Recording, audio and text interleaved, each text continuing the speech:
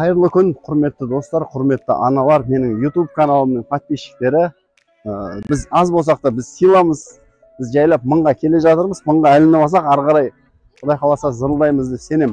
Бүгінгі видеода менің айтқым келіп жатқаны қазақша медициналық контенттің қал-жайы, қазіргі уақыттағы оның дамуы, жалпы халыққа, жалпы аналарға біз не беріп жатырмыз, қай деңгейдеміз, біз бұлай дамый беретін болса қай жерге шейін бара аламыз.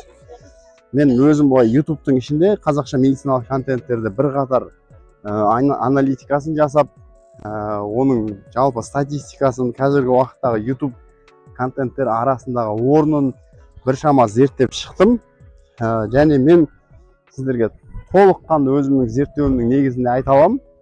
Әрине өкінішті бұл, бірақ қазақша медициналық контент бізде төменгі қатарларда. YouTube-та көп қаралым жинайтын, көп рекомендацияға шығатынның барлығы әзіл, күлкі,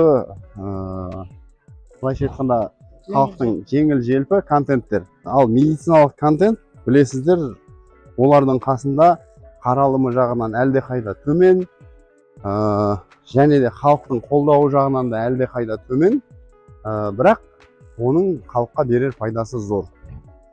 Енді осы тұста біз неге қазақша медициналық контентті қолдамасқа? Егер сіздер YouTube-тан қарапайым, мен анық айта аламын, сіз өзіңіз іздейтін болсаңыздар да кез келген тақырыпты орыс тілінде іздейсіздер. Өйткені орыстардың түсірген медициналық контенттері көп, оның ауқымды уже орындап тастаған, себебі олар бізден қаншама жылдар алда, қаншама жылдар бұрын дамыған. Ал қазіргі уақытта, дәл бүгін, қазіргі сәтте сіз қазақша медициналық контентті қолдайтын біз табалдырықта тұрдық десек те болады. Осыдан ары қарай дамытып кетсек, дамытып кеттік, дамытпасақ, дәл осы деңгейімізде біз қала береміз. Сол себепті жалпы, егер сіз өзіңізден бөлек басқа қазақстандықта, басқа аналарда осындай медициналық контенттерді көріп, жалпы медицина тақырыптарынан, бала денсаулығына байланысты пайдалы ақпараттар алсын десеңіз, осы видеоға лайк басып, достарыңызға бөлісіп, осындай канал бар екенін айта жүрсеңіздер, әрине ол нұр үстіне нұр. Енді негізгі біздің бұл YouTube каналды бастаған кездегі мақсатымыз қандай? Біріншісі ол әрине бір табыс көзі или болмаса бір танымалдылық емес. Бұл жерде қарапайым аналарға баланың денсаулығына байланысты ақпаратты жеткізе білу.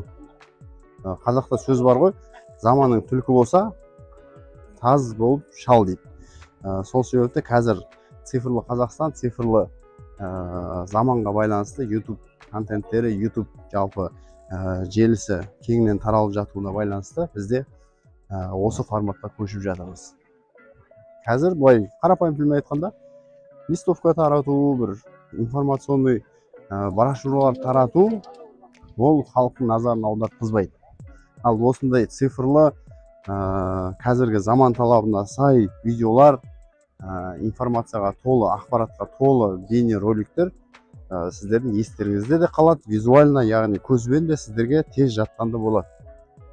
Біз ары қарай жұмыс жасай береміз, дамытамыз, бұдан да ауқымды тақырыптарды қамтитын боламыз. Ал сіздерден тек сұрайтынымыз лайк басып, комментарий қалдыру. Мен сіздерге сенемін, біз біргеміз.